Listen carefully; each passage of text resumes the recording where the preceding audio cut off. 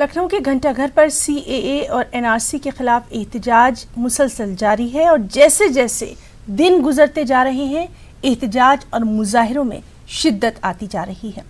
लखनऊ में हमारे नुमाइंदे तारिक कमर ने कुछ एहतजाजी खवातीन से बातचीत की है।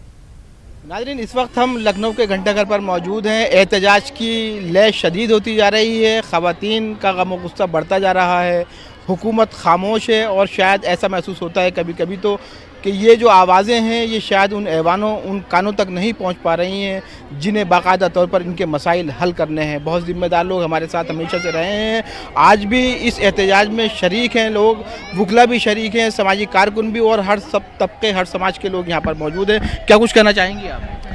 मैं तो यही कहना चाहूँगी कि सीए जो है ये देश को विभाजित करने वाला कानून है और ऐसे कानून की हम लोग घोर निंदा करते हैं। इसको कतई नहीं लाने देंगे कि जिस हद तक जाना पड़ेगा उस हद तक हम लोग जाएंगे।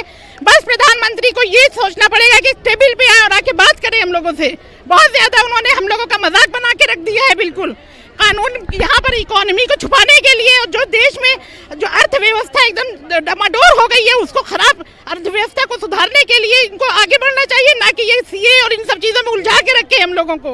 देखिए, एक बात की जा रही है कि उलझा दिया गया है, बुनियादी मकासद जो थे, बुनियादी जो इश्यूज थे उनसे कहीं सरफ नज़र किया जा रहा है। बहुत खूबसूरत गुफ्तगू फरमा रहे थे, अभी आप क्या कहेंगे? जी, आज अभी आपने देख लिया कि ये हमारी बहनें किस तरीके से बहनों में आक्रोश है, ये सीए और एनआरसी को लेके किस तरीके से हमारी बहनें जो सड़कों पे उतर आई हैं इनको किस तरीके से यहाँ पे डराया जा रहा है, किस तरीके से पुलिस से प्रेशर दिया जा रहा है, यहाँ टेंट नहीं लगने दिया जा रहा है। ये एक तरीके से जुल्म हो रहा है हमारी बहनों पे, जो उनका लीगल राइट है, उनका लीगल राइट है धरना देना, और उस पर इस तरीके से ये